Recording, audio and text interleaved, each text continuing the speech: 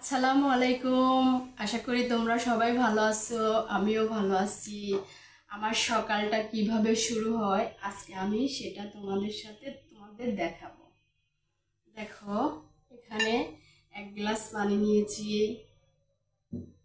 আর নিয়েছি মধু। দেখো, এটা হচ্ছে মধু। আর এখানে নিয়েছি, দেখতে পাচ্ছ, এখানে রসুন নিয়েছি 3 কোয়া, মেথি নিয়েছি, এটা হচ্ছে মেথি, এটা কালো জিরা। সকালবেলা প্রথমে উঠে আমি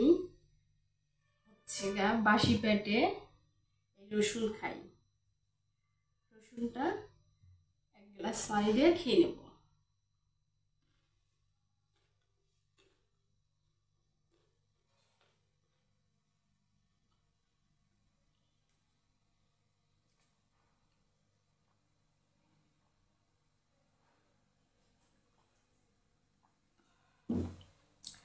তারপর আধা ঘন্টা পর আমি কালো জিরা খাবো আর মধু খাবো।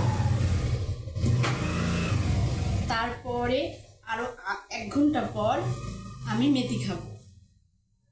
এভাবে আমার সকালটা শুরু হয়।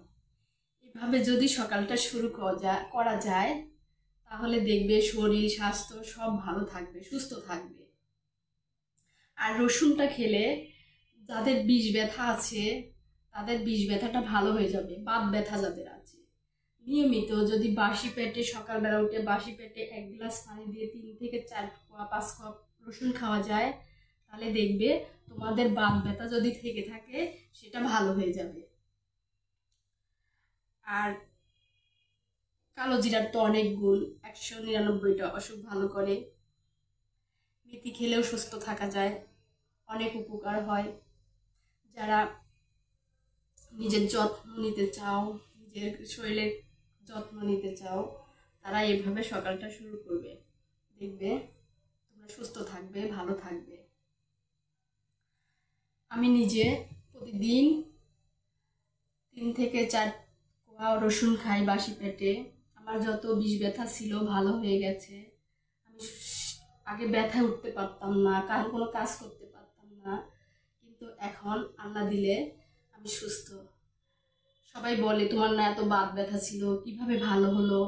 তা আমি বলি যে কেউ হয়তো বিশ্বাস করবে না, আমি নিয়মিত রসুন খাই, এই বাত ব্যথাটা আমার নাই। আল্লাহর কাছে লাখো লাখো শুকরিয়া। সত্যি কথা, আমি নিজেও অবাক হয়ে যাই যে আমার ব্যথাটা কোথায় গেল। এই নিয়মিত রসুন আমি আজ 3-4 বছর নিয়মিত রসুন খাই বাসি পেটে, সে থেকে আমার বাত ব্যথা নাই। তোমরা এভাবে খাবে, একদিন খেলে হবে না, 2 দিন খেলে হবে না, নিয়মিত খেতে হবে। নিয়মিত খাবে, দেখবে তোমাদের বাত ব্যথা ভালো হয়ে গেছে। তোমরা সবাই ভালো থেকো, সুস্থ থেকো। আমার ভিডিওটা ভালো লাগলে আমার চ্যানেলটা সাবস্ক্রাইব করে দিও, লাইক কমেন্ট শেয়ার করে দিও। আজকের মতো এই পর্যন্তই। আল্লাহ হাফেজ।